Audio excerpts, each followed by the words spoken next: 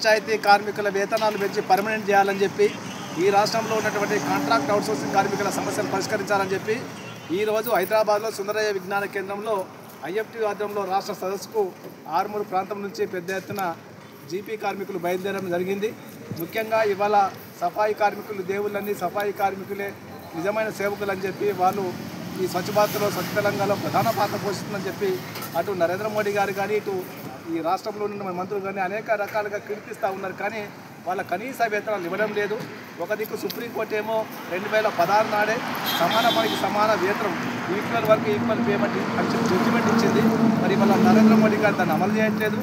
అనేక రకాలైన స్కీములకు వేల కోట్ల రూపాయలు ఖర్చు పెడుతున్నటువంటి కేంద్ర రాష్ట్ర ప్రభుత్వాలు ఇలా సఫాయి కార్మికుల పట్ల చాలా చిన్న సేపు చూస్తూ ఉన్నారు. ఒక మాటలో చెప్పాలంటే దేశంలో ఉన్నటువంటి జవాన్కి ఎంతైతే విలువ ఇస్తారో అదేవిధంగా గ్రామంలో ఉన్నటువంటి సఫాయి కార్మికులకు అంత విలువ ఇవ్వాలి. ఎందుకంటే గ్రామంలో అన్ని రకాల పనులు చేస్తూ ఉన్నారు. గ్రామంలో ఉన్న ప్రజల యొక్క ఆరోగ్యం కాపాడడం కోసం వాళ్ళ ఆరోగ్యాన్ని పణంగా పెట్టి పనిచేస్తున్నారు. కాబట్టి ఇప్పటికైనా వీళ్ళందరికీ వేతనాలు పెట్టి కనీస వేతనం 26,000, కనీస పెన్షన్ 10,000, అట్లాగే పీఎఫ్ ఈఎస్ఐ చట్టాలు అమలు చేయాలని చెప్పి, అదే ఇన్సూరెన్స్ కూడా 30 లక్షలు ఇవ్వాలని చెప్పి ఈ విధమైన డిమాండ్లతో ఇవాళ రాష్ట్ర సదస్సు జరుగుతుంది. ఇప్పటికైనా రేవంత్ రెడ్డి గారు కానీ లేకపోతే నరేంద్ర మోడీ గారిని ఆలోచించి వీళ్ళకు ప్రత్యేకమైనటువంటి సౌకర్యాలు కల్పించవలసిన బాధ్యత ఉన్నది. వెంటనే ఈ సమస్యను పరిష్కరించాలి.